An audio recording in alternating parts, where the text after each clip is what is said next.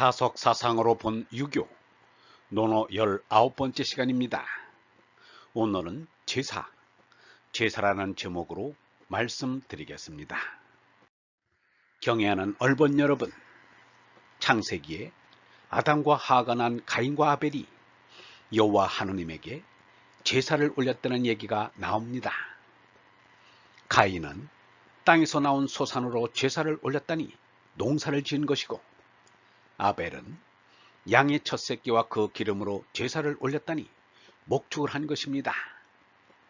인류가 농업과 목축을 하기 시작한 것은 BC 7000년경인 구석기 시대 말엽으로 짐작됩니다.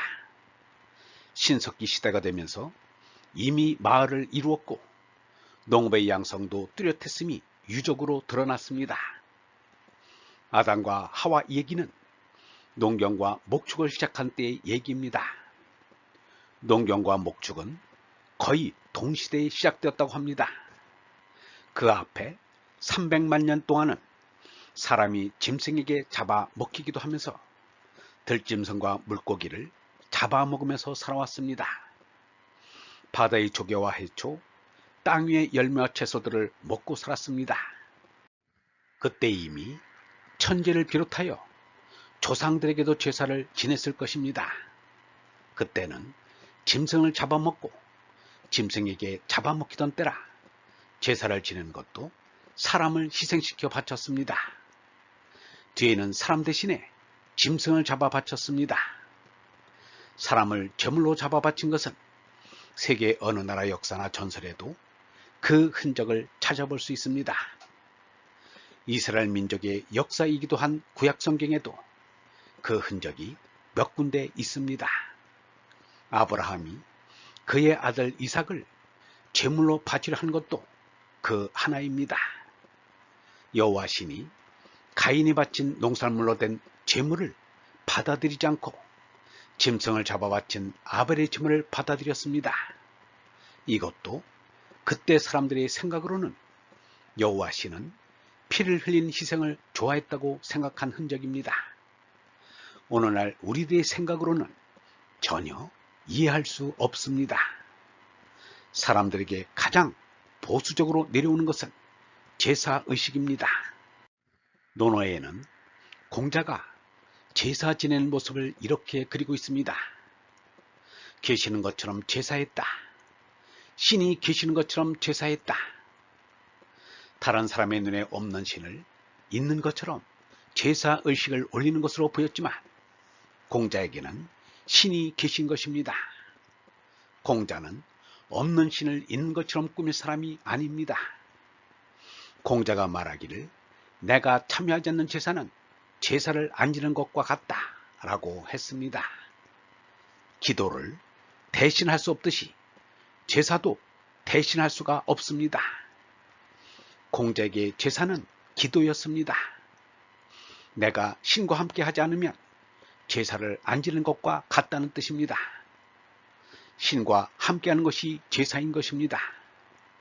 공자가 말한 신은 어떤 신인가? 공자는 천신이라느니 조상신이라는 말은 하지 않았습니다. 공자의 신은 성령입니다. 선조의 신은 따로 있는 것이 아니라 선조의 신도 하느님과 하나 된 것입니다. 유영문은 이렇게 말했습니다. 조상에게 올리는 제사는 종당 하느님께로 간다. 제단에 차려놓은 제물은 신과는 상관이 없다. 음식을 차리는 제사는 없어져야 한다. 제사는 성령으로 통해야 한다. 예수는 상한 갈대를 꺾지 않고 꺼져가는 등불도 끄지 않는 온유한 사람입니다. 그런데 오직 한 번 폭력을 썼으니 이른바 성전 확충입니다.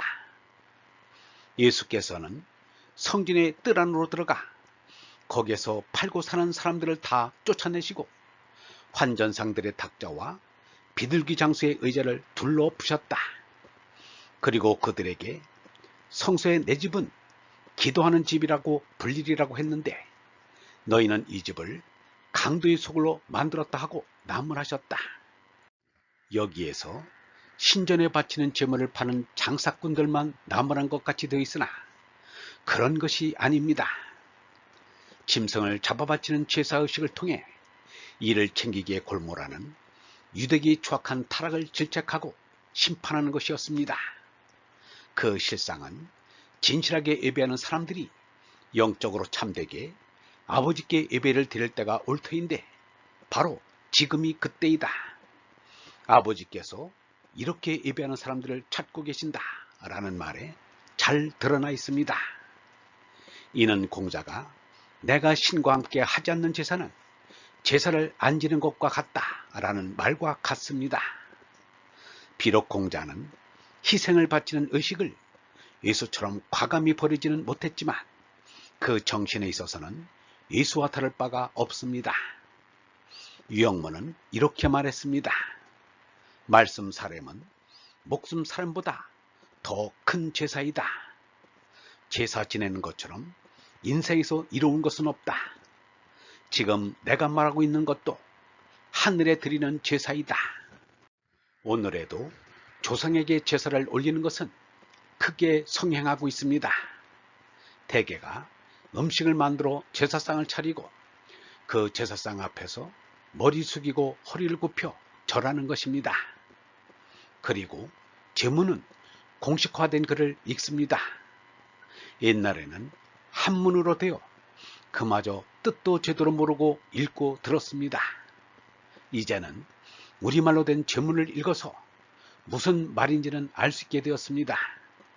그러나 그런 천편일률적인 제문에 무슨 생미 있고 신령함이 있겠는가? 모두 어렵게 배운 글을 어디에 써먹으려는 것인가? 음식 장만에 정성을 기울일 것이 아니라 제문 짓기에 힘을 기울여야 합니다. 그 가운데 하느님의 성령과 교통함이 있어야 제사다운 제사라 할 것입니다. 유영모는 날마다 하느님께 바치는 신문을 쓰는 것이 자기의 기도드림이라고 했습니다. 그리하여 해마다의 제문을 모아서 자손들에게까지 물려주어야 합니다. 그것이 가보가 될 것입니다. 그 가운데 후손들이 교훈을 얻게 됩니다. 그것을 가지고 책을 만들면 작은 성경이 되지 않겠는가? 제사는 음식이 아닌 말씀을 사려야 합니다. 인도의 베다경과 이스라엘의 구약성경은 그렇게 이루어진 경전입니다.